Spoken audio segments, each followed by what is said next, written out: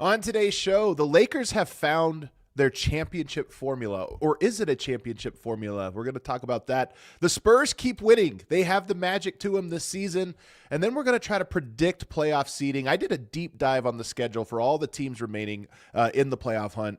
We're going to talk about where we think they're going to wind up in the playoffs. This is the All-NBA show.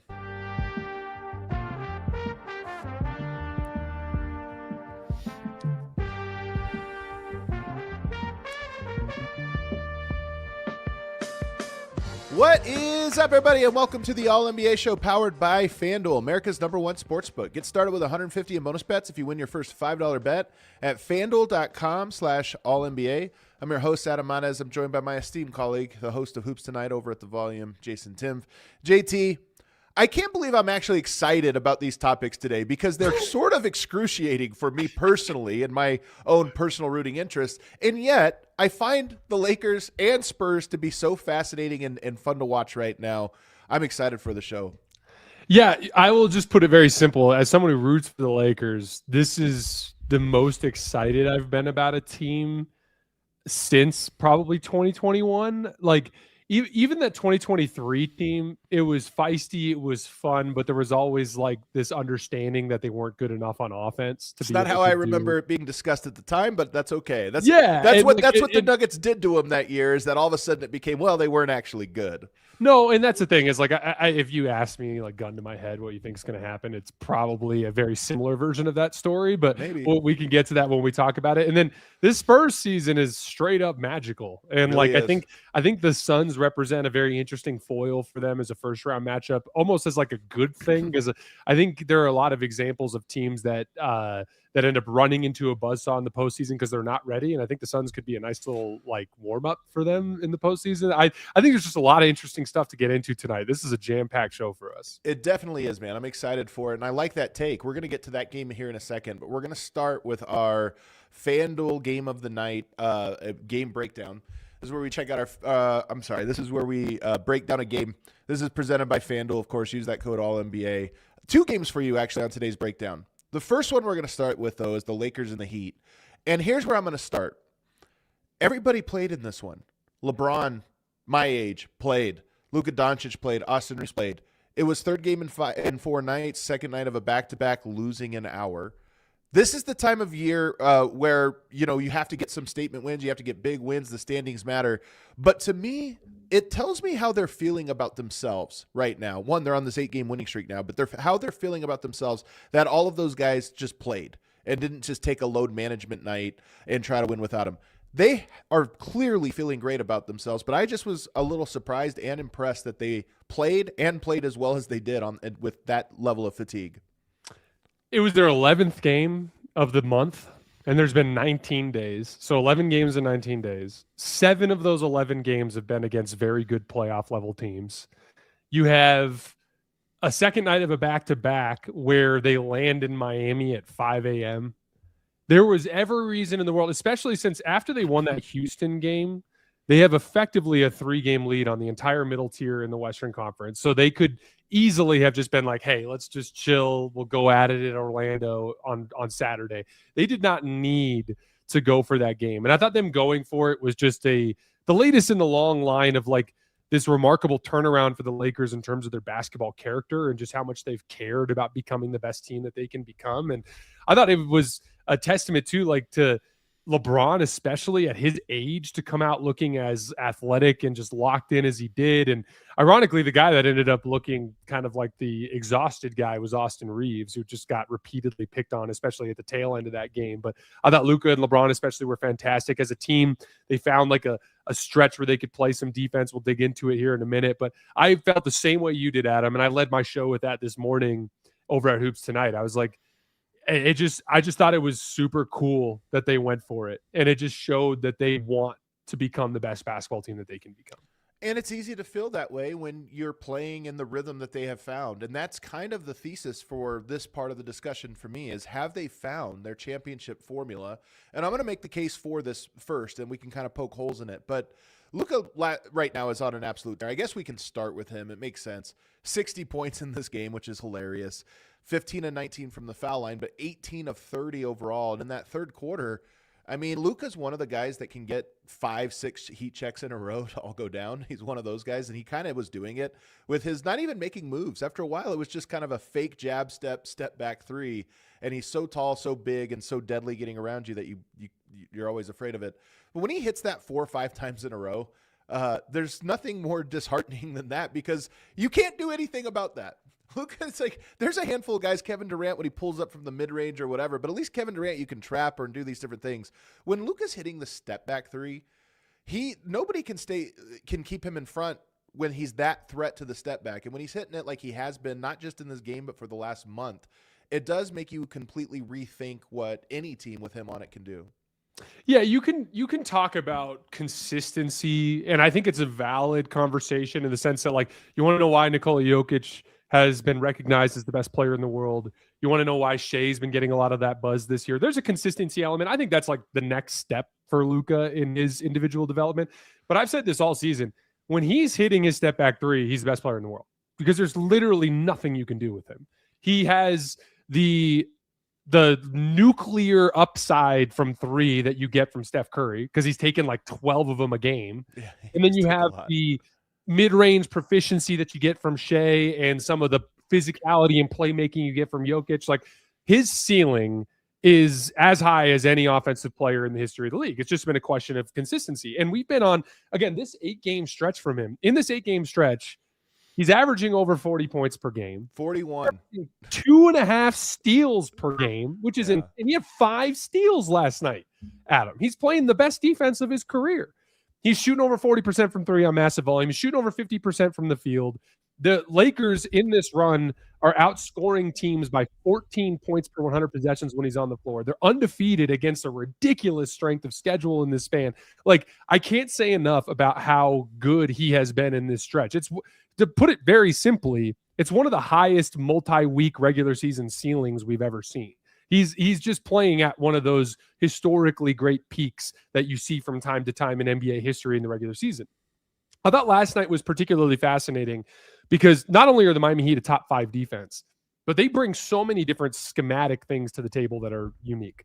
They pick you up full court. There was a play in the first quarter where they trapped Luka in the opposite corner, 94 feet from the basket. Like, they'll trap you. They'll pick up full court. They mixed in a lot of zone in that first half, especially. They were running drop coverage looks with Kel'el Ware. They were switching with Bam Adebayo. That was probably the most encouraging thing from last night, because I think the Lakers will face some switching looks, particularly with Chet Holmgren in the Oklahoma City potential matchup, or Victor Wembanyama. But like, Bam Adebayo was getting absolutely fried by Luka just over and over and over and over again. And like, one of the things that I'll talk about is like, are the Lakers going to win the title? No, there's much safer bets out there. There's no question. But if that guy is going to be playing that good, they've got a shot against anybody. And we would all be foolish to pretend they don't. Again, there are safer bets, but if Luka's operating at this level, we can't count them out against anybody. And like you mentioned the formula, and I think this is the key. There's a level of defense that they can get to, but they showed that last year too. Like, they can be that mediocre defense, that can have runs where they get enough stops. And I think LeBron especially has been fantastic defensively in this stretch. That's helped anchor their back line. And I think that there's a lot of credit that we need to give to JJ Redick for the work they've done on the margins. This has become a margin winning team. They win second chance points. They win fast break points. They win points off of turnovers because they've been putting 2 on the ball more than ever. Not so much in the Miami game, but a lot in some of their previous matchups. But the biggest difference between this team and last year's team, because last year's team also had a really good defensive run in the middle of the season. Last year's team also had the LeBron, Austin Reeves factor. Last year's team also had, some of these bits of upside, but they didn't have this version of Luka. And so that's the main difference between this formula and last year's formula, is they can actually reach that level of true half-court unguardability, which gives them the potential to actually win multiple playoff series. So again, like, it's too small of a sample for us to all jump on the bandwagon. But for the first time all season, like, Adam, I cannot say this definitively enough. Yeah. If you would have asked me a month ago what I think was going to happen with this team, I would have said there's a 90% chance they get killed in the first round. Yeah, Literally. that is what you said. Yep. And now I think they're most likely going to get Houston in the first round. We'll talk about when we talk about seeding. Maybe. And I think they're going to beat Houston. And I think that they're going to be a team that's in the mix, at least as a potential threat to upset a team like San Antonio. So like, I cannot say enough about how crazy this turnaround has been. So you made two things I want to pull on more real quick. Luka, in this game, you talked about him hunting Bam.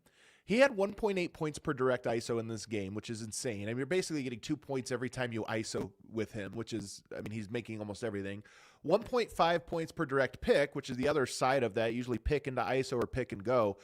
Against Bam, Bam guarded 15 of those picks, and he got 1.8 points per direct. That's the thing about Luka is he can – a lot of these guys, it's like, all right, let me find the smallest defender or the slowest or whatever. He can go at your best defender.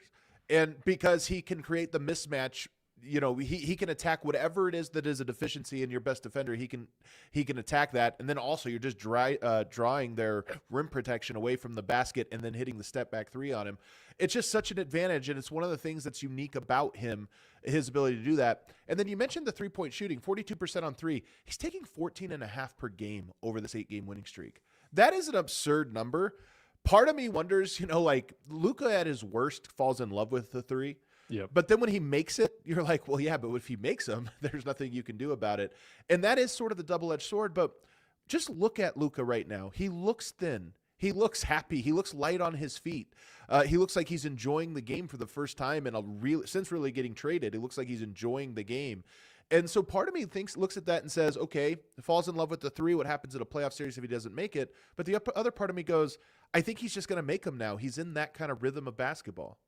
Yeah, it's to put it simply, like you could say, yeah, if he misses, it could become a problem. But what if he doesn't? And that's really the point. And for the record, you can have that same conversation with every single one of these guys. Like we all know that Nikola Jokic has had playoff runs where he shoots the crap out of the ball from three in a way that's like a completely unguardable. And then we've also seen stretches where he goes ice cold. Shai Gilgeous-Alexander, I'd argue a big swing factor in whether or not Oklahoma City can repeat this year is, does he hit a lot of those step back threes that he's been taking? Now, to your point, Luka leans on them more than those guys, so he can be a little bit more vulnerable. But I'm with you. There's a conditioning element that's different. I think that one of the other pieces with this particular group is like there's a different slotting in the ball handling compared to what it was like last year. LeBron got a triple-double last night, and all of his assists came as like a connective playmaker.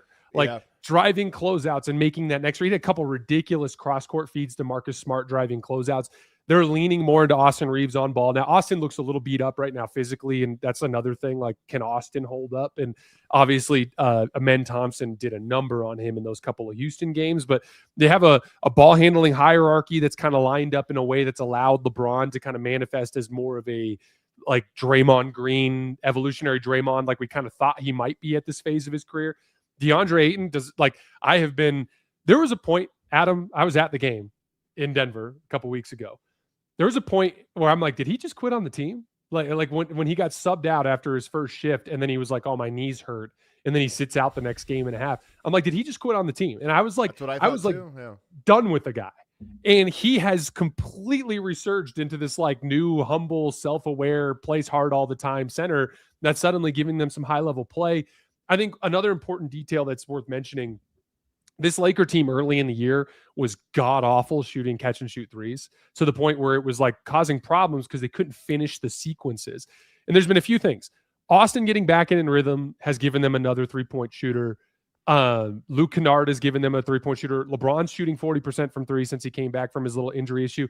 And then Marcus Smart has been shooting the three really well for a couple of months now. And so now the Lakers have actually been a top 5 three-point shooting team by percentage since the All-Star break, which has given them a play finishing element to this that's tying it all together. And so like to your point from earlier, like the Lakers formula is a little rickety in the sense that there's a lot of guys that could get hurt.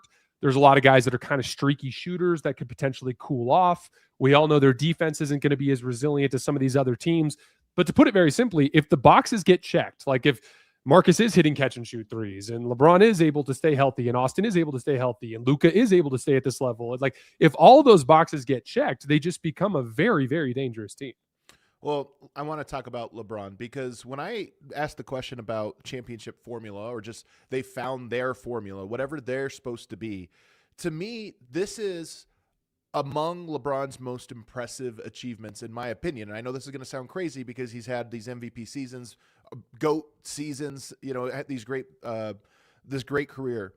His ability to play a completely different style this late into his career is unbelievable. If you think about LeBron came into the league in 2003. The league was so different in 2003. Yep. We're just getting into, away from illegal defense and, all these different things. So it's like the league evolves. And then he plays 2008-9, has a peak, evolves again in 2013, 2018, 2020. The league is so different in each of those eras that you can go back and look at it and say, okay, something different was required of him. But maybe the most impressive one is scaling down his role and saying, okay, this is Luka's team. Where do I play off of it? And then we all know is well publicized. What about LeBron goes out and all of a sudden they start this run with Reeves? He plays the connected role so perfectly for this team. Catches on swing passes, and to your point, can hit him if you don't close out on him. But if you close out on him, is he the best connector in the entire league in terms of, okay, now you're running out at me and I have to get downhill and make some kind of play off of it? He has been so perfect at this that Luka becomes your gravitational pull. He's the guy that gets the ball and everything revolves around him. Austin Reeves is the counterweight to that because he's another guy that you can give the ball to and let Luka take a play off or just attack. But then LeBron just becomes the glue between all of it. And he has so many plays where he'll catch it, one dribble into the paint, throw a quick lob up. And it's just like he knows exactly the angle to take to further collapse the defense and create an elite shot, not just a good one. To me, it's LeBron playing a style he has not played in his career, short roll and just connector off of the swing passes. He hasn't really played that role in his career. He molds himself into it, and now he's perfect at it. It's one of the most impressive things I've seen from him. Yeah, I thought I just disagreed with a lot of the conversation that was going around with LeBron a couple weeks ago, simply because I think people forget what happened this season in terms of the flow of the season. So he misses training camp in the first month of the season because he has sciatica. So then he comes into the lineup and he's a shell of himself because he didn't get training camp. So he's basically ramping up on the fly in the middle of late November. That time, the Lakers put together some pretty bad basketball. LeBron wasn't playing well. The big three wasn't playing well. They were dropping some games. Then Austin gets hurt. When Austin gets hurt, LeBron has no choice but to slot into that secondary ball handling role. When he's in the secondary ball handling role, because look at that Lakers roster. Who else can dribble other than those three guys? Really? Yeah, like, but maybe they can dribble really well, though. Yeah, because I was thinking about this. We're going to talk about with San Antonio. Having multiple ball handlers is such a luxury. But Lakers don't have a ton, but they have three that are like elite. I mean, exactly. LeBron and Luka are as good as anyone, and then Austin Reeves is obviously very good in his way. So it's not like most teams. There's a great one, maybe a great two, and then a drop off. But some guys that can do it. Those three are top shelf. Exactly. And so it creates this dynamic when all three of them are healthy and in rhythm, they have a plethora of ball handling. It's like a strength. But when one of them are out, it actually becomes a little bit of a weakness because they don't have those like third, fourth guys that can. Marcus Smart is like the closest thing to that type of guy in the lineup. So LeBron has to absorb all this additional ball handling, but then that causes his defense and his rebounding to suffer for obvious reasons. He's a 41-year-old dude.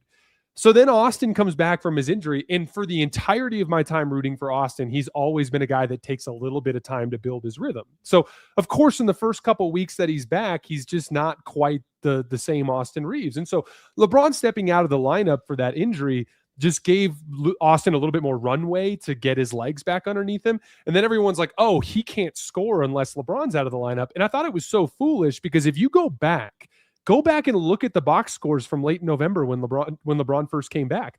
Austin was 30 points a game in that stretch. So he had been scoring next to LeBron when he was healthy and in rhythm. And so Austin gets his rhythm back. Then when LeBron comes back, it is the first time all season that Luka's healthy and in rhythm, Austin's healthy and in rhythm, and LeBron's actually in shape and ready to go.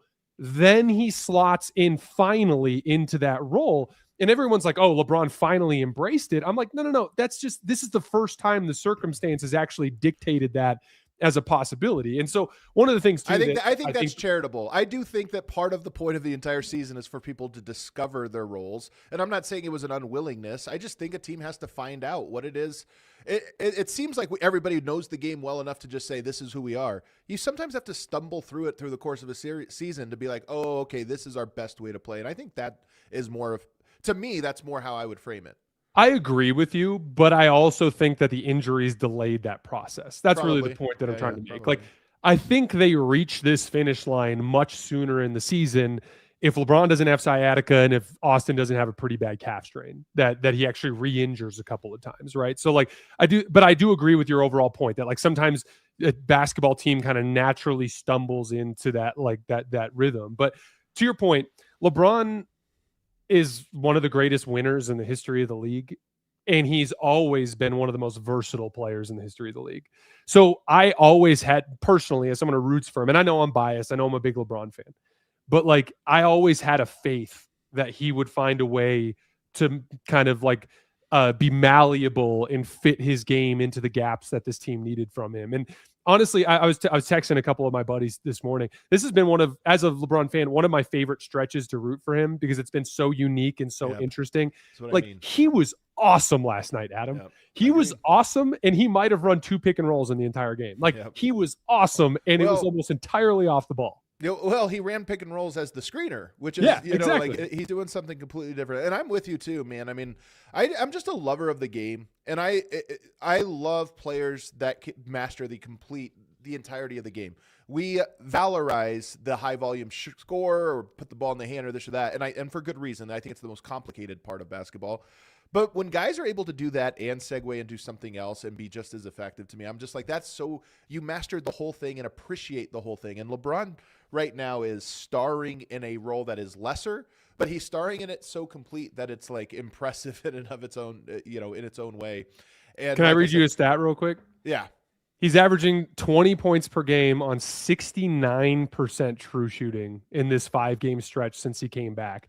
He's having these stretches where he just doesn't miss shots for like entire quarters at a time, while also being one of their best defenders, averaging 1.5 steals per game, while also putting up the assist numbers. Like the production is still weirdly there for being a guy who's not as involved as he is. Well, ask the big question now, because everyone keeps hedging this with, they're good, they could win games, but let's be serious, they're not contenders. And I think there's a healthy appreciation for the teams at the top of this league right now. But I also look at this and say, can Luka be the best player in any series, no matter who he's going against? Absolutely. Can LeBron be right up there in terms of the impact he's making on a series? Absolutely. And their role players are where the drop-off is, obviously. But they do have buy-in right now from DeAndre Ayton, who's playing well. Marcus Smart is making his shots. They have a handful of guys that you can go to who are replaceable in a good way. Like, hey, we have these 3 guys. Everyone just do your role. I look at this and I go, I'm so curious because OKC is so good. It feels silly to just say anybody can challenge them. San Antonio's playing that way. But I'm watching it going, if you have the best player in a series and you have these other pieces around it, right now they're playing like a team that can contend with the top teams in the league. Do you agree? And like, are you ready to say that you would not be surprised if they found themselves coming out of the West? Yeah, I would say I would be surprised if they came out of the West. To be clear, like I'm just super high on OKC, and I think San Antonio presents a lot of problems, especially for Oklahoma City, but other teams as well. I think I'd put it like this. I think the Lakers will be a pretty significant favorite in their first round series if it's Houston. I think it gets a little more dicey against Minnesota and Denver. I think I'd pick Denver over them, and I'm so scarred from the Minnesota series last year, I don't want to even think about it until it actually manifests. But let's say they get Houston in round 1, which I think is a legitimate possibility. I think they would beat Houston, and I think they'd have a shot to upset San Antonio. It's that simple. And if they did upset San Antonio, let's say it's Minnesota, Denver in the 4-5, which both of those teams absolutely could beat Oklahoma City.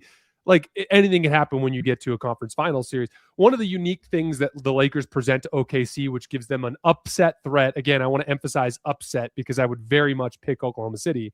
But what gives them an upset threat is the LeBron Luka problem, which is Oklahoma City has pretty consistently struggled with big ball handlers that can score and pass. It has been something that they've struggled with over the years. And so I think the Lakers have an upset shot against OKC and San Antonio, which again, if you would have asked me a month ago, I'd have been like, hell no. So like and we've come a long way. We've come a long way in the last few weeks. They're very impressive right now in an 8-game win streak. We'll see how long it goes. I think they're a near lock to be the 3 seed, a near lock. Yeah. And so they're just setting themselves up nicely. Let's shift real quick. Let's shift gears and talk about another fantastic game from last night. I feel bad for the Phoenix Suns because that was a near perfectly played game given the constraints that they were up against with how many guys they had out of their roster. No Brooks, O'Neal, Allen, Williams, Highsmith. So they're shorthanded. They do everything right. They're playing their tails off. It gets to the clutch time, and I watched this game after it happened, and this has happened a handful of times this year where I'm like, wait, the Spurs win this. They're down 10 with 4.5 minutes to go. Like, what happens between now and the end of this game? I think a couple things happen. One, Phoenix really is limited in, like, they're not hard to guard in the clutch when they have this personnel. And then when you add Wemby into the fold, Wemby obviously makes it easy to guard. So you have an offense that is playing a little bit of prevent, that isn't very dynamic, doesn't have a ton of people you can go to, and this elite defense with this crazy monster rim protector. But what was more impressive to me is that San Antonio closed that game out like they were going to win. And that's the thing that's crazy about it, is they were down 10 points. It wasn't their night. And they closed it this way that I was just like, okay, this team knows they're good. Yeah, Phoenix. Well, first of all, Phoenix is a very, very good team at guarding the three-point line. They're second in opponent three-point percentage and third in opponent three-point makes per game. And all year long, like every season when I'm watching film, there's always like 2 or 3 teams that stand out to me as like, oh my gosh, they throw the best rotations, like the way they fly around off ball and the way they close out to the three-point line. And Phoenix has been one of those teams for me this year. And you could see that have an impact, especially on guys like Devin Vassell and Keldon Johnson. I think even Victor struggled a little bit with his jump shot in this game under the intensity of their closeouts. But then what ends up happening on the other end of the floor, to your point, they actually are like a pretty solid drive and kick team because they've got a lot of guys that can shoot. So like if you throw bad closeouts yourself, like they'll either hit shots or they'll pick you apart with drive and kick attack. I thought Devin Booker had some good success against Devin Vassell with just like savvy 2-guard stuff, like back cutting him when he'd overplay, or like good footwork on little moves in the mid-range, drawing He was fouls. great until he wasn't. I mean, Booker had a very interesting game. To your point, I thought San Antonio defended Devin Booker extremely well in the last 5 minutes. Like the only shots Devin Booker got in the last 5 minutes were like heave, prayer, pull-up jump shots that were super heavily contested. So to your point, San Antonio tightened screws over those last 5 minutes. But like Colin Gillespie shoots the softest little three-point shot. He had a couple of ridiculous bounces on three-point shots where he hit the front rim and they hit like six parts of the rim and went down. Like they, to your point about their defense, like they've just added, you know, even Rasheer Fleming has just become one of the more exciting, like young 3-and-D guys in the league. It's just this big, lanky athlete who plays super hard and can knock down threes. Oso Ighodaro gives them some switchability on defense, which I thought caused the Spurs some problems last night. I thought Steph Castle being out of the lineup kind of janked up their ball handling a little bit because he's been in the lineup for like he hadn't missed a game since in like 7 weeks. So like there was a certain amount of like just weirdness with San Antonio's offense, but they locked in on defense down the stretch. They had struggled a little bit with offensive rebounds from the Suns in the early fourth quarter, but they cleaned that up in the final 5 minutes. They cleaned up their defense in the final 5 minutes and got all the key stops that they needed on Devin Booker. And then on the other end of the floor, after a pretty nightmarish first 3 quarters, I thought De'Aaron Fox was amazing in that fourth quarter. Just consistently getting dribble penetration, getting to his little turnaround, he actually hit a 3 off the left wing after being cold for the first part of the game. And then one of the things that stood out to me, I've been thinking about this with Victor as a playoff guy, because everyone always goes like, oh, like he's young, he's going to struggle when he gets to the postseason. And don't get me wrong, I think Victor will have some things that he struggles with in the postseason. But the guy I always think about with Wemby when I think about his first playoff run is actually more like Anthony Davis, in the sense that when you're an elite defensive fulcrum kind of guy and you can get 25 points just finishing plays, like literally just by dunking around the rim on lobs and on cuts and on drives and things like that, there's a certain floor in the postseason that's extremely high. Like that was Anthony Davis. Like everyone's like, oh, what's Anthony Davis going to be like as a playoff player? And it was like 30-12 right away on like 60% with like 2.5 blocks a game because he's Anthony freaking Davis. And that's just what he does, right? Like last night was an example of that. Victor didn't have his jump shot going really in that game. He hit the big one late, obviously the game winner, but he didn't have his jump shot going. He had a couple of turnovers where he was getting swarmed by Phoenix, but he just kept finishing around the rim on vertical spacing sequences and getting to the foul line. And once again, down the tail end of the game, anchoring their defense. And every game he has like an absurd play that doesn't make sense. He had that lob that he finished where like he caught it with his left hand and like feathery scooped it into the basket in like one motion, because he's going to get 20 points a game just off of like easy stuff around the basket when he's playing that hard in such a big, intense game. And so what was cool about that game is it manifested like a playoff game. Super physical, super low scoring, some turnover issues. Some of their younger players struggled, like Devin Vassell and Keldon Johnson, not great games from them, right? But De'Aaron Fox could get to his spots just like he did in the Warriors series a couple years ago.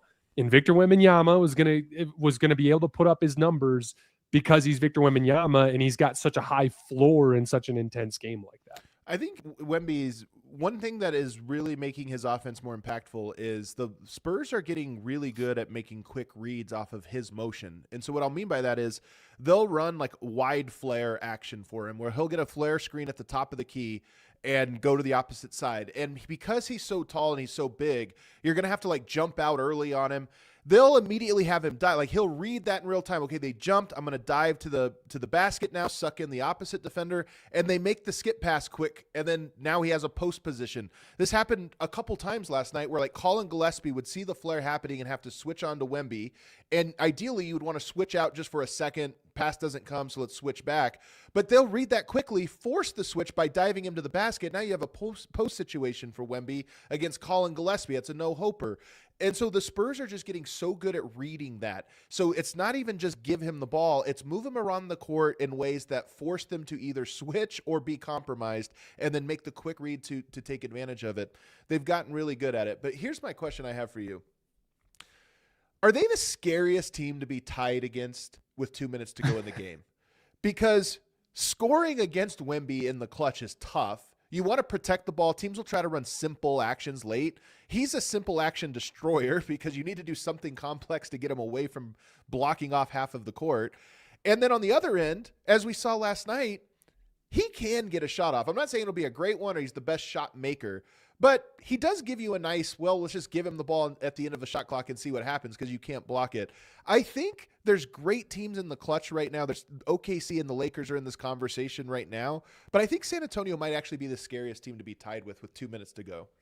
Yeah, I would probably lean slightly towards OKC just because Shea is so damn good at that little 18-foot pull-up jump shot.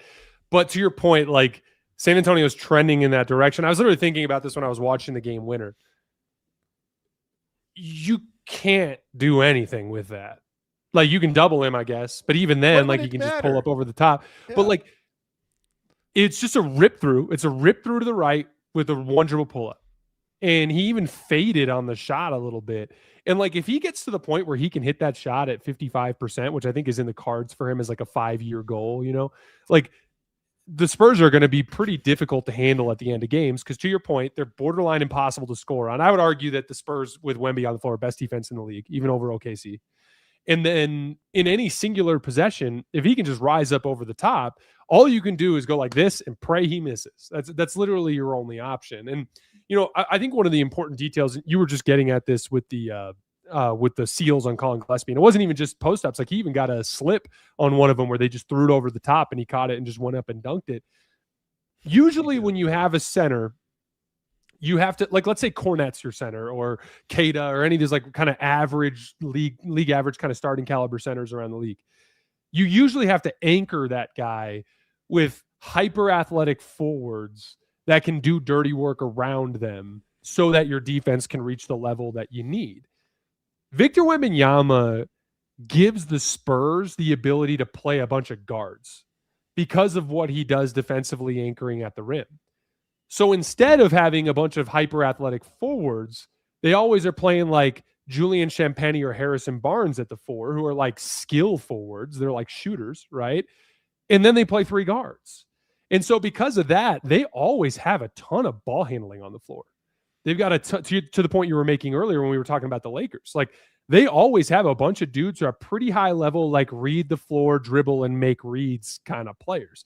So they can make those sequences happen pretty quickly at the end of these games. Or if they skip the ball across the court, it's not just going to a forward where, like a Rui Hachimura, where you're like, let's see what he can do as he's driving a closeout and just pray he doesn't turn it over or trip and fall on himself. It's like, no, you're skipping the ball to another high-level guard who can shoot, drive closeouts, make that next read in that chain.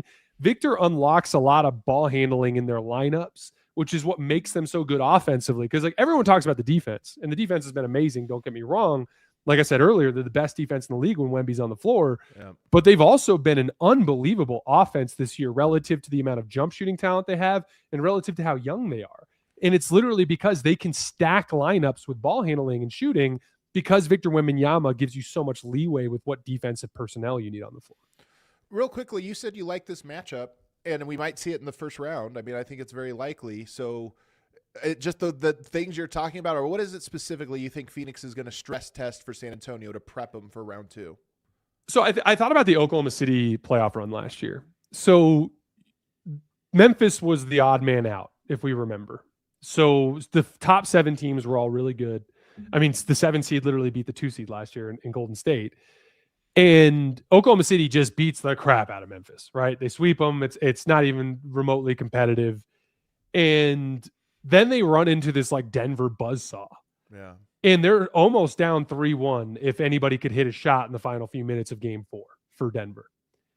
And I kept thinking like Oklahoma City was a little caught off guard because why? Denver came out of this war with the Clippers and they were like peaking as a playoff team while Oklahoma City was kind of still ramping up a little bit and it almost got them beat. I think it would be problematic if a team like San Antonio had someone like last year's Memphis team, or like let's say Portland snuck in and got the 7 seed. And they played a team like Portland and they just beat the crap out of them and swept them in 4 games. And then they ran into like red hot Luka Dončić and an awesome Laker team or one of these other Western Conference middle tier teams. They could be in a similar situation where suddenly they're getting a baptism by fire of real playoff basketball and they find themselves down 2-1 or down 3-1 in a series. I think San Antonio would beat Phoenix. I would pick them. I'd pick them to win like in like probably 6 games, but I think all the games would be ugly and I think all of them would look like last night. I think they'd all be pretty low scoring. Phoenix does a lot of things that can cause San Antonio issues. And so in a weird way, it's almost the perfect first round opponent for San Antonio because they're going to beat them, but it's going to give them a baptism by fire of what physical playoff basketball looks like, which will make them more prepared for their eventual second round series. The only area I'll disagree with, I like the take. I don't know if Phoenix is quite good enough to, the margin for error from a talent standpoint, I think is kind of loud in that series. But the reason I will disagree is for this. You're right that there's something to the competitiveness, the physicality, all those things that translates for every series. The West this year is going to be interesting in that I think every round will be a different style fight. Almost no matter how you shuffle the deck, the lessons from one series might not translate directly to the next one because you're going to have such different styles of teams playing that it's like, okay, we beat that one. We have a completely different puzzle to solve. And every series will start from scratch where both teams are going to have to figure each other out. And it should make for a great playoffs. I think the playoffs this year in both conferences are going to be fantastic. So I'm very excited for it. You're right. Could those teams all be any more different than they are? Like, think about how different like the Lakers are from the Nuggets. Look at how weird that Houston Rockets team is.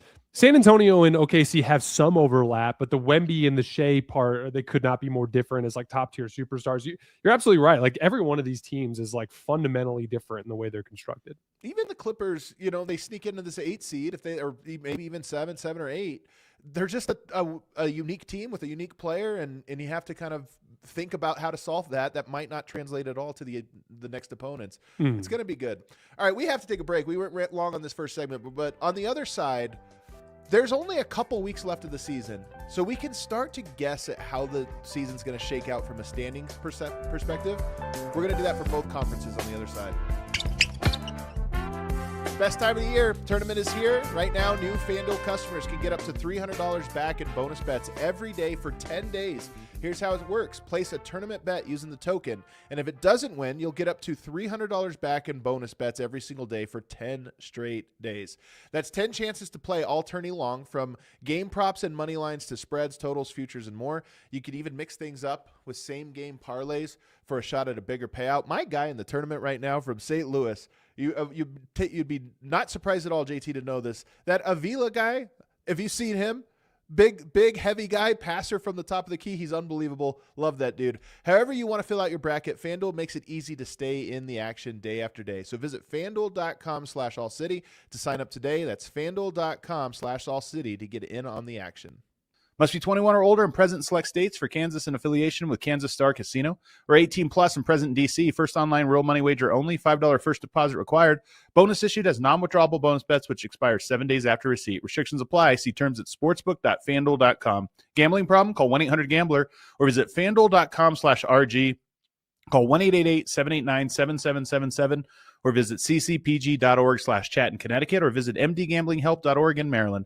Hope is here. Visit gamblinghelplinema.org or call 800-327-5050 for 24/7 support in Massachusetts, or call 1-877-8-HOPE-NY or text HOPE-NY in New York. What kind of dreams did you have when you were a kid? What did you want to be when you grew up? How about now? Are you thinking about starting your own business? Well, if you are, Shopify is the e-commerce platform behind millions of businesses around the world and 10% of all e-commerce in the U.S. Shopify even powers the All City merch store. Shopify has got you covered with website creation, product descriptions, email, and social media marketing, and more. They also have AI tools designed to help you maximize sales. If you're ready to sell, you're ready for Shopify. Turn your big business idea into with Shopify on your side. Sign up for your $1 per month trial and start selling today at shopify.com/allcity. That's shopify.com/allcity. Back here, segment 2 of the All NBA Show, Friday edition, me and Jason Timpf.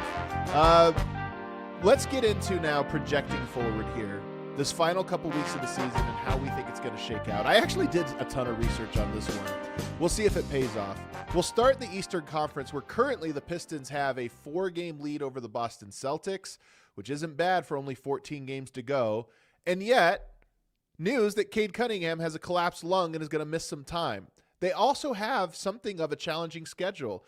They 5-2 without him this year. They still have the Lakers. They have Atlanta 2 times, Minnesota 2 times, Orlando, Toronto, Charlotte, and Philadelphia.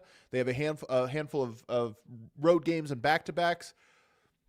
I actually think they're going to fall to 2. 4 games is a lot, so it's kind of tough to say that in just 12. But I'm looking at their schedule and thinking, without Cade, there's enough games in there I think they're going to lose that I think that I actually went with Boston 1 and Detroit 2.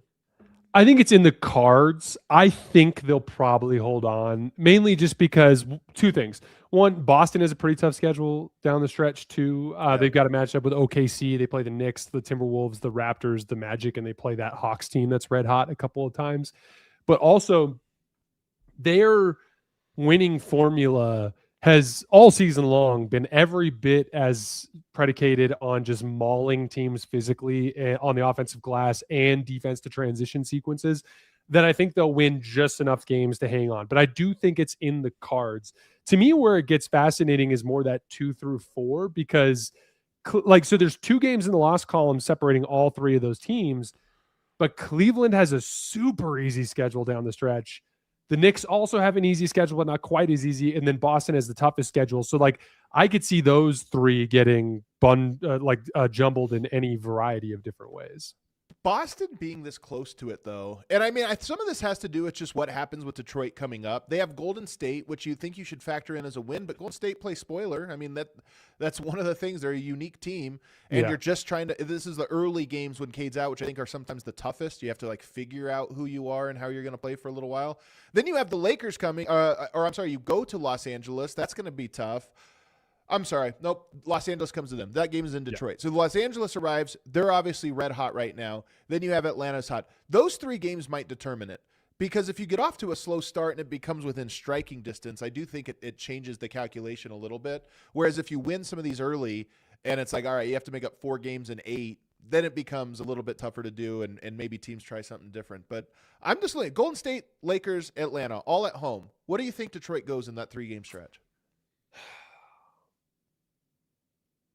I think they could beat Atlanta, but I think the Lakers really want to extend this winning streak as much as they can. I think also JJ Redick's defensive game planning has been very good as of late. And I think it's just easier against a team that doesn't have the level of ball handling that Detroit will have under these circumstances.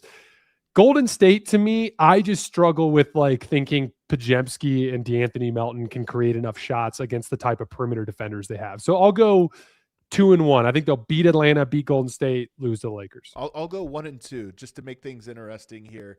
And I don't even know which one it'll be, Golden State or Atlanta.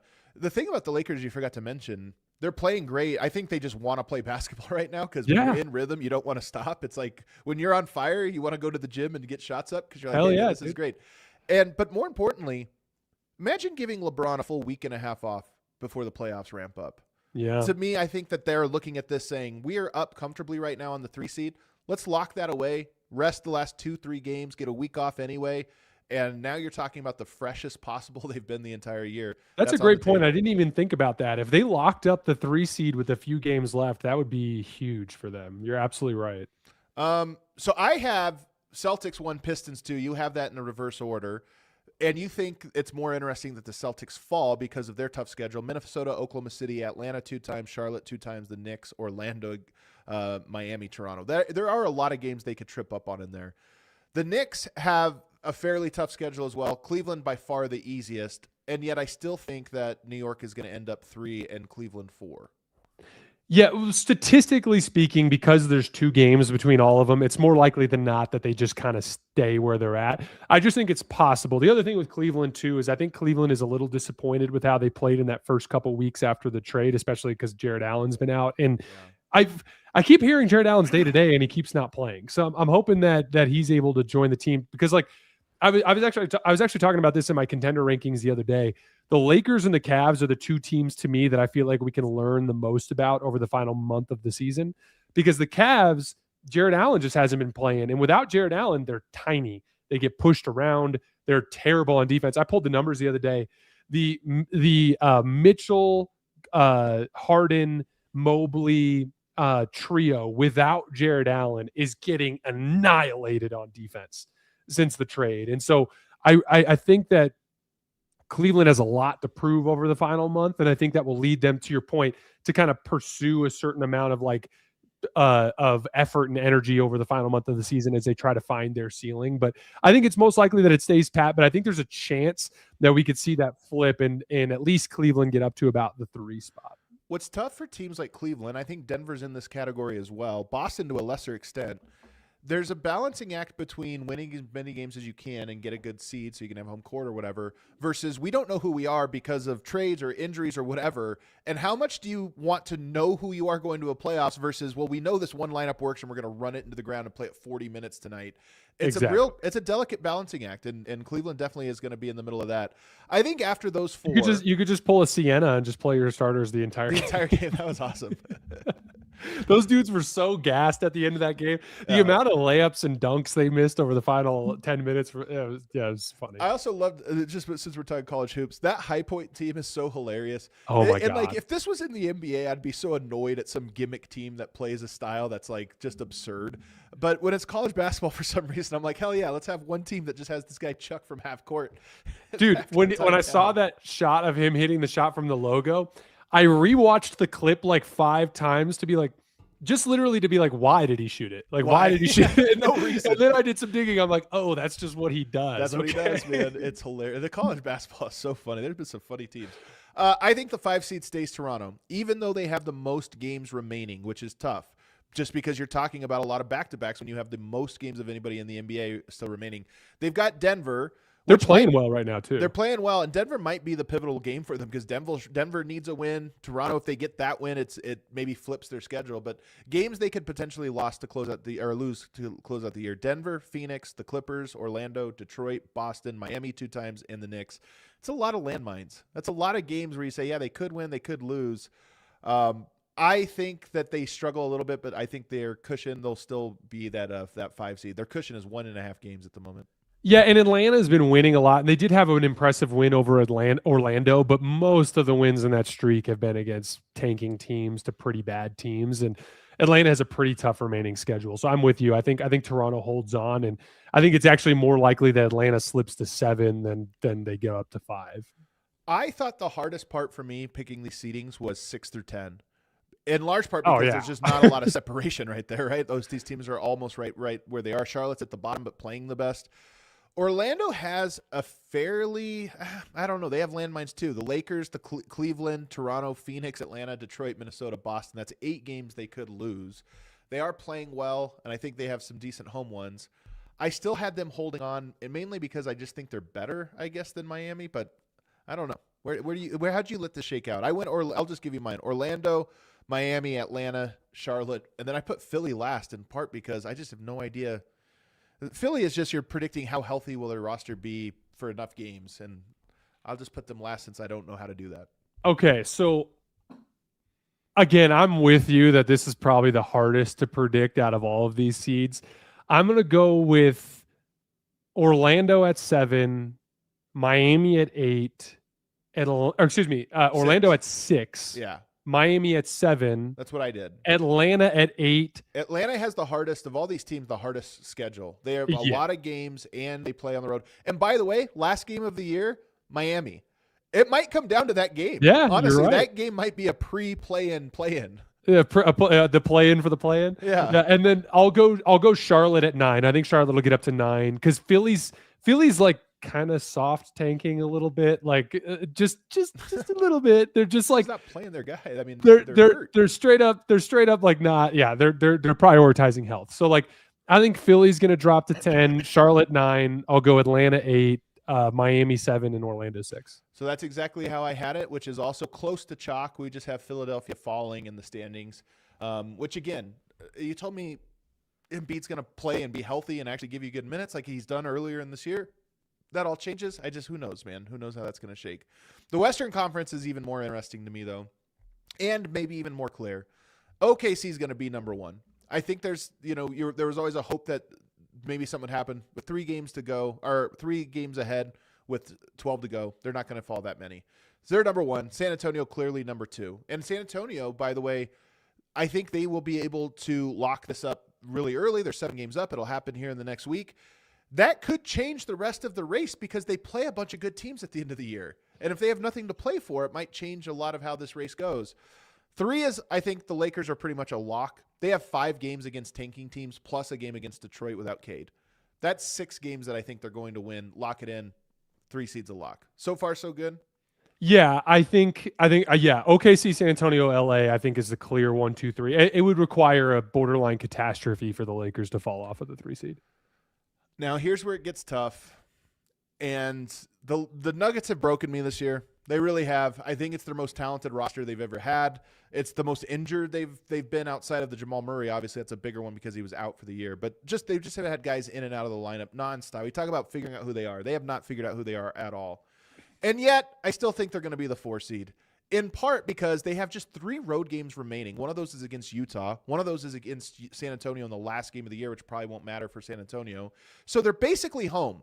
They're making up their entire home schedule at the last month of the season, and they get rest. They're done with their back-to-backs. They've had more back-to-backs than anybody in the NBA. They still have 1 more, but they're pretty much done with that, and they just don't play that many good teams. So I think Denver's actually going to end up the 4 seed. So I 100% agree with you. I was actually expecting you to have them at a different spot, but like to me, it's very simple. Their schedule is going to put them up at 4. I don't want to, obviously for time's sake, we can't dig too far into this, but I disagree with you on Denver. The main reason why is because. What is my take on Denver though? Well, that they don't have it. I saw you Yeah. you tweet that you don't think they have it. So like, I think they do. They don't have it right now. That part I think is clear. The simple thing that I would say is like, I have seen the schedule chew up and spit out several different teams this year at various points. Denver's very much in that stretch. We talked about this, Adam, before this stretch, that this would probably chew them up and spit them out.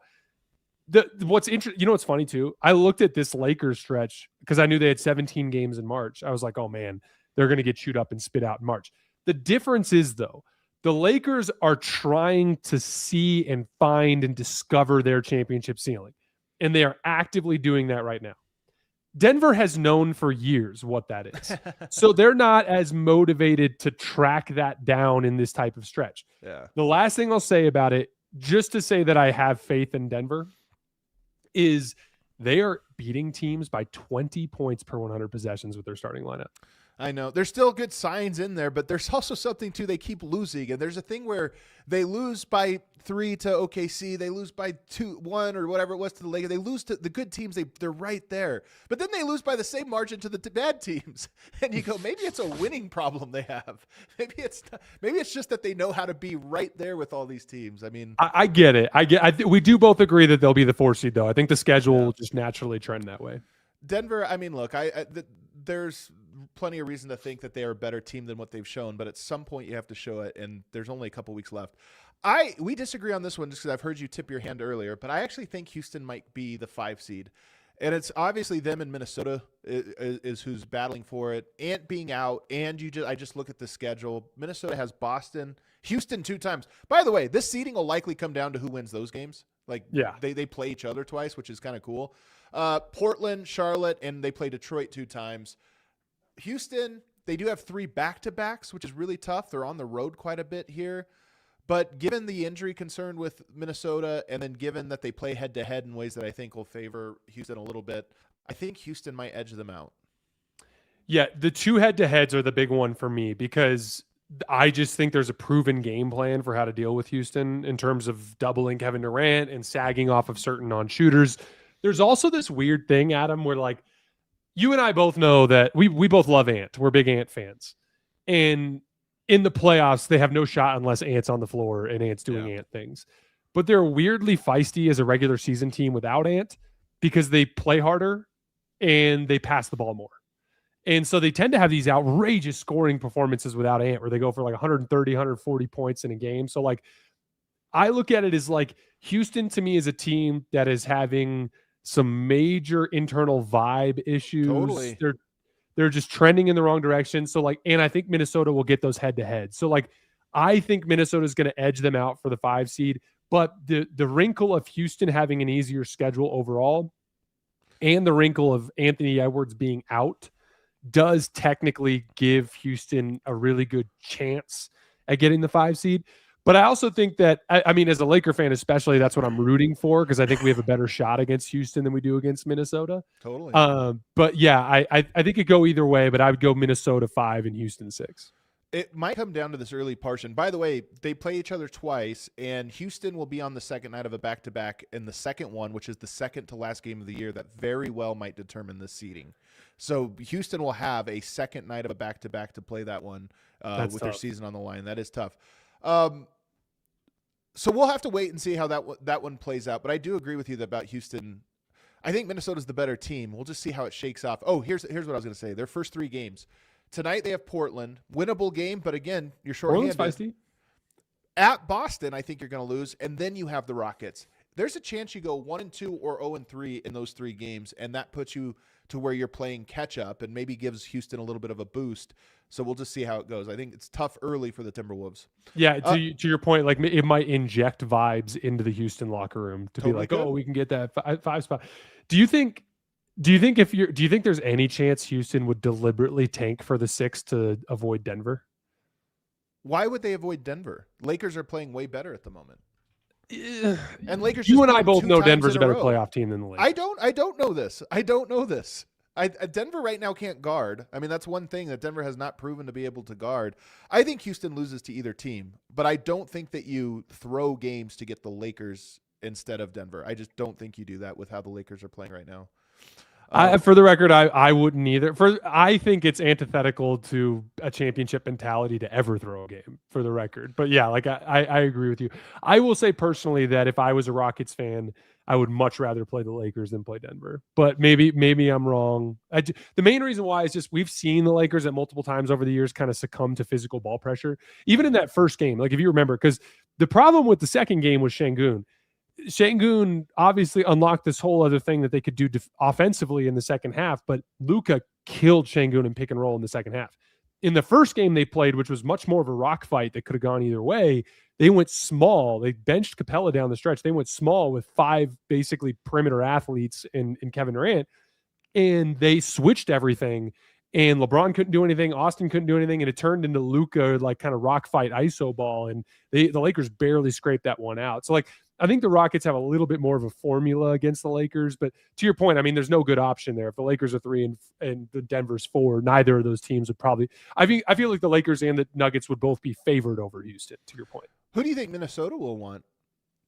If I'm Minnesota, I want Denver, right? I mean, I don't know. I think it's an interesting question. They've obviously had success with them in the past. I think Denver's up 3-1 on them in the season series this year.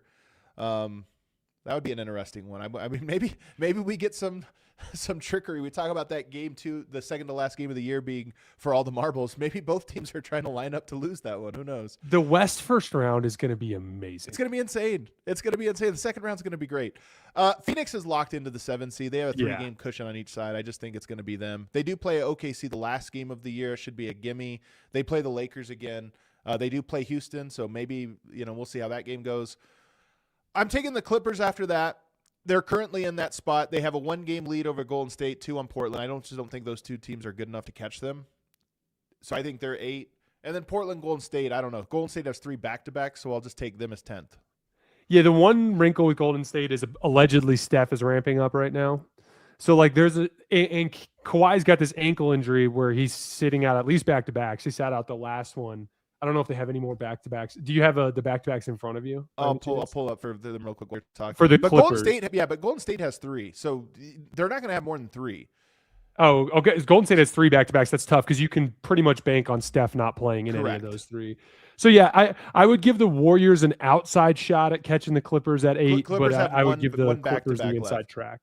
Yeah, Clippers have 1 back-to-back left, April 7th to 8th. They play Dallas on the front end, Oklahoma City on the back end. Both of those games in L.A. Mm-hmm. So it's all let me just put it this way. Who would you rather see play Oklahoma City in the first round? A healthy Clippers, like with Brook Lopez, like with Kawhi Leonard, or a healthy Warriors with Steph Curry? The Warriors have just not been healthy enough that there's this thing of like, how good can they be? How in rhythm can they be? Because ideally, I would way rather them see an actual healthy and in rhythm Warriors team. I just don't think it'll exist. Kristaps Porzingis is playing basketball again. What's that? Kristaps Porzingis is playing basketball again. Come on. That's how I think it shakes up. Let us know in the comments if you disagree. I mean, the points of contention we really had were Houston and Minnesota. And then on the other side, even Celtics Pistons, I think, was the big area of contention for us. So 1-2 in the East and 5-6 in the West were our points of contention. Let us know what you guys think. Let's wrap up today's show real quickly, JT, by just talking about Cade has a collapsed lung, which is a very scary thing to have to endure. And now he's vulnerable for the 65-game rule, which has been a big talking point in the NBA this year because historically, I mean, they just put this in a handful of years ago, and it felt like it was obvious this is for guys that are load managing. But this year you have every major player is up against the 65-game rule where something happens. It's not crazy to think that Shea, Jokic, Cade, and a handful of other guys could all not qualify for these like end-of-season All-NBA awards. How do you feel about it? Has your perspective changed at all now that we're up against the fact that like half of the top players in the league might be ineligible? First of all, I hope Cade recovers quickly. That video of him getting that knee to the rib cage was pretty gnarly. So I hope he's okay. To me, the spirit of the rule is fine. I think that there's a certain amount of like, you want guys when they're like a little sore to play, not to rest. So like, I think the spirit of the rule is fine. I just think it needs a little adjustment. The other way I'd put it is like, let's make it a 60-game rule, not a 65-game rule. Well, so here's how my take on it. And obviously you can't change anything this year. And just for full disclosure, because I know everybody will say, oh, it's for Jokic, it's this or that. I think Jokic is going to finish 3rd or 4th in MVP voting this year. I think it'll be the lowest he's finished in 5 or 6 years. My hunch is Shea has this locked up. I think he deserves it. I think he's clearly been the MVP this season. But I think unless Luka gets 60 a few more times. I think Wemby is right on his heels, to be honest with you. And Luka now I think comfortably 3rd. And you talk about those 3 guys. And Yoke's having a fantastic season. It's actually, according to the advanced numbers, it's all like the highest of his career, box plus minus PER.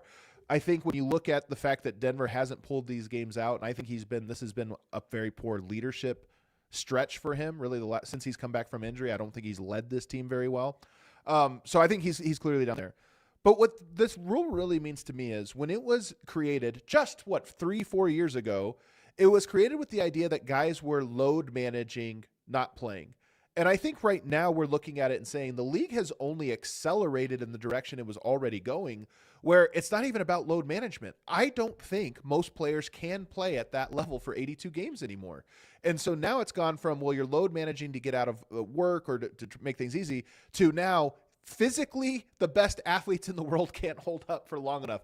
This game is going in a direction where it's becoming more of a injury hazard, more soft tissue injuries. And now 65 games feels like, who can play 65 games? Nobody can. And that, to me, it's less about the rule and more about the NBA probably has to look in the mirror and say, why can't the best athletes in the world, many of whom are 26 years old, stay healthy for the schedule that we've created for them and at the style of play that it's evolved into? I 100% agree with you. This is not dudes are load managing below the threshold. This is bodies are breaking down. Yeah. And there is, you and I have been talking about this forever. It's been a talking point for years and years. The NBA needs to do something about the schedule. I don't know that they ever will, but they certainly should. I think they have to do something about the game. I really do. I really do think that it has to do with, we've pushed the limits. It's really about the rotation. The rule that I think might make the biggest impact on the league is get rid of defensive 3 seconds, because that's what's really causing guys to have to go laterally. To go in and out of the lane. Yeah, that's out of the lane. That's interesting. Yeah, because and to your point, the skill of the center position isn't like what it used to be, because the defensive 3 second rule was originally implemented during an age where there were statues at the center. So like you could just park a Yao Ming under the rim. Yeah. Like even Victor Wembanyama can't stay under the rim. Even if there was no defensive 3 seconds, you can't park the big under the rim the way you used to. I will say that is the one reason not to get rid of defensive 3 seconds is think about how dominant Wemby is now. If you allow him to basically just play at the rim and they play like some sort of weird hybrid zone thing where you would just stand under the basket. But there's something they have to do there. Maybe it's defensive 5 seconds. I don't know, but they got to do something because the game is too fast and spread out right now that it seems like even your best athletes can't handle it. I think so. I agree with you. There needs to be a long-term solution. I do think the short-term solution is they'll just bump it from 65 to 60. I think that's a more fair threshold, like where it's like, okay, we all understand that because of the way this game is, there's a wear and tear element that's going to cause everyone to miss a few weeks here or there. But like, you can't just be sitting every single time it's a sit-play decision. There's got to be some emphasis on motivation towards playing. So I think the short-term solution, I would just drop the threshold to 60, but I agree with you. They got to do something to change the way these games are flowing. Just a handful of years ago, I'm telling you, this rule was invented because guys were load managing. Now it's not that. It's everybody's hurt, and that's just going to be the theme, I think, every year until something changes. We got one super chat. What do we got? JMK482 says the Spurs and Lakers gave a masterclass on how to do playoff-level basketball on back-to-backs and sleep deprivation. Kudos. Take note, Nuggets. Nuggets fans are in the dumps, JT. They're just absolutely in the dumps right now. I know. I saw that and I immediately thought about you. But like I've been waiting because like one of the cool things about my show is I get to like constantly hear all the complaining fans from all the fan bases. Yeah, totally. Yeah. And I can't tell you how many times this season I've seen various groups be like, I'm out on this team. And it's like, dude, chill. You've played 8 games in the last 13 days. Okay. Like relax a little bit. It is funny. The other comments I think they're funny. Like on the show, we're going to get that I glazed the Nuggets too much and hated on the Lakers. Well, somebody will make that comment. Somebody in earnest will be like, what's going on? I was just going to compliment you after the show. One of the things I really appreciate about, because like the way you have rooted for Jokic and appreciated Jokic, I have felt about LeBron my life as a fan. And I've always appreciated that even though you are one of the most staunch Jokic defenders out there, you will also be objective and you will call out because I agree with you. Jokic hasn't been good enough since he came back from his knee injury in several areas. The turnovers have been outrageous. He's been to me more than anything though. It's like a team. You can tell when a player is leading their team emotionally. Absolutely. It's like, and right now he is throwing fits. He's fighting with officials. He's flopping more than ever. He's just doing all the things that it's like, well, the team is following that energy. to your point, I have called out LeBron over the years at various points for being a poor leader, but like, I just appreciate that because I feel like sometimes there's this like stan culture where it's like you have to be an unapologetic like, you're like defender, and that can drive me crazy sometimes. So I've always appreciated that like you'll say what it is about Jokic even though you're a huge fan of his. Well, I'll tell you this: my camera did shut off. My camera start talking bad about Jokic, and my camera conspires against me. No, I think the last thing, and you can hit the outro music here. I always say that it's bias in sports. It's about sports are meant to be felt, not just thought. You think about sports a lot, but you're supposed to feel them. That's the whole point of them. Is they stir emotions, and it's hard to feel if you don't have some kind of emotional investment to it. But my biggest bias is to the game. I just love the game of basketball, and I have a belief in like certain ways it should be played, not necessarily stylistically, but from a character standpoint. There's characteristics that the best players possess, the best teams possess, and that's my ultimate bias. Is I am offended when I see those things broken or not achieved when they can be, and I am impressed even with its teams or players I don't like. I'm impressed when I see that in those types of players or in those types of teams. So this is why we get along so well. Yeah, we see the game similarly. True basketball purists. And we hope you guys are all basketball purists as well and enjoy this real hoops to conversation. On this show, it's all we do, real hoops, breakdowns, and talking about the actual games, the standings, and those types of things. We hope you enjoyed it. I am going to be back with Mark Stein over the weekend talking about expansion. I'm actually very excited for this topic. Should be great. Make sure you're subscribed. Hit the like button on the way out. We all silly like the mayor.